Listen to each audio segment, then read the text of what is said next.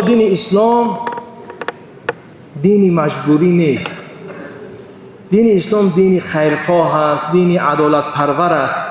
خداوند میگه که استعیذ بالله لا اکراه فی الدین. در دین مشقت نیست. دین را شما مشقت نبیارید. دین اسلام مشقتی نیست. دین اسلام دینی هست که ما و شما چی هستیم؟ یعنی در دین اسلام دینی هست که سبوکی دارد، بهترین ها دارد.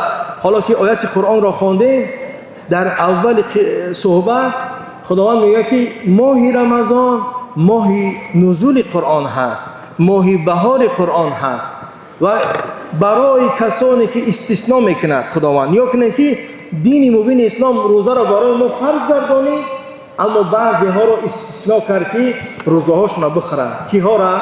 کسانی که در مسافرت هستند مشقت ها میبینند، کسانی که بیمار هستند بالای یعنی ویسری هستند اونها مشقت دارند، کسانی که از زنهایی که یعنی عده میبینند، یعنی خداوند اونها را چی کرد؟ بعدی که صحت شدن، بعدی که از سفر آمدن، بعدی که مثال گیریم پاک شدن، چیز روزه خود را بگیرند.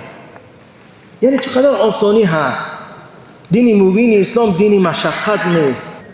در دین مبین اسلام ما و شما خداوند چقدر خیر خواهی ها را میبیند و پیغمبر بزرگوار صلی الله علیه و سلم میگه که الدین النصیحه، دین سراسر نصیحت هست. دین مبین اسلام فرموده خداوند بزرگ است که از جمله در سوره حجرات آیت 13 خداوند عزوجل میفرماید اعوذ بالله من الشیطان الرجیم یا ایها الناس انا خلقناكم من ذكر وانثى وجعلناكم شعوبا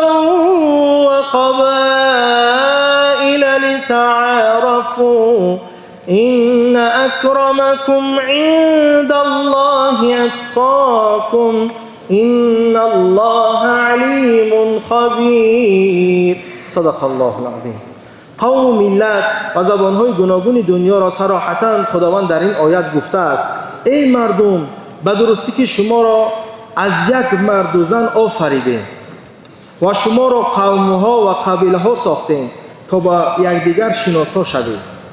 کی بودن شما، شخصیت شما، پدر شما، پدر بزرگ شما، هفت پشت شما را خداوند دستور می‌دهد که بشناسید.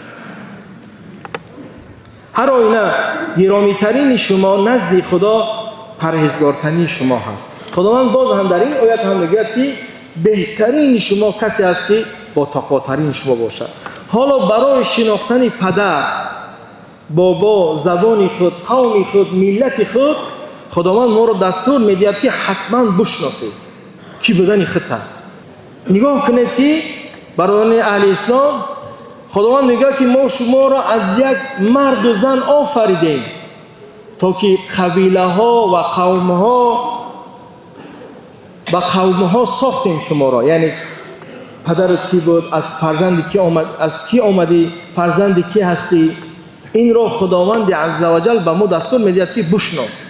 الحمدلله که خداوند بزرگ ما و شما را که در این مکان مقدس قرار داده است و در ماه مبارک رمضان که ماه پرفیض و پربرکت هست ما و شما را نصیب گردانید شکرگزار باشیم.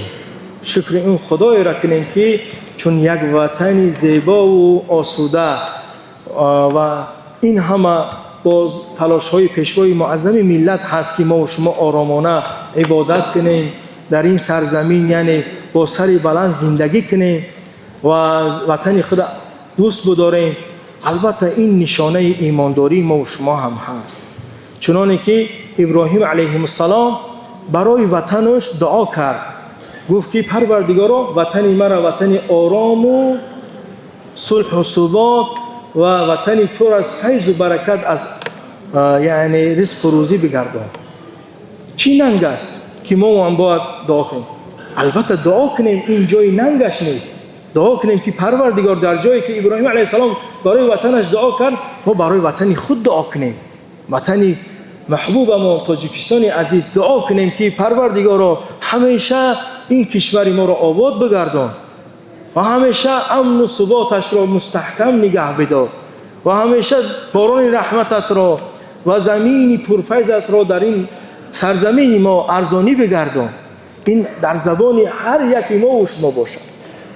بعد از نماز خواندن هم که دعا کنیم که خدا قبول کن نماز ما را و در حق وطن هم دعا کنیم و در حق پیشوای ملت هم دعا کنیم که با دستگیری جناب عالی ما 35 سال استقلال رسیدیم که این یک جشن بزرگی هست برای تاجیکان که دیگر ملت ها هوس تاجیکی ما و شما را میخورند. دعا میکنیم در این ماه مبارک رمضان که خداوند اولا روزه های ما و شما را قبول بگرداند. پروردگار عزوجل این همه عبادت ها و این همه عمل های نیکی ما و شما و این همه روزه و نماز های تراویح و اون صدقه هایی که در این ماه می شود چقدر بیشتر ثوابیت بزرگی دارد. پروردگار این همه عمل های صالح را از ما و شما قبول بگرداند. پروردگار اون بیماری هایی که در بیمارستان هستند چی در خانه هستند اونها را شفای کامل و عاجل نصیب و روزی بگرداند. پروردگار در این وطن ما در این سرزمین ما صلح و ثبات و این همه وحدت و یک پارچگی را ابدی بگردان و الله مهربان با نظر رحمتت و با نظر خیر و برکت در این سرزمین ما ارزانی را ابدی بگردان. و پروردگار عزوجل گذشتگان همه ما شما را رحمت و مغفرت شایسته جنت و الله رب العزت این همه عبادت ها را از ما و شما قبول بگرداند برحمتک یا ارحم الراحمین.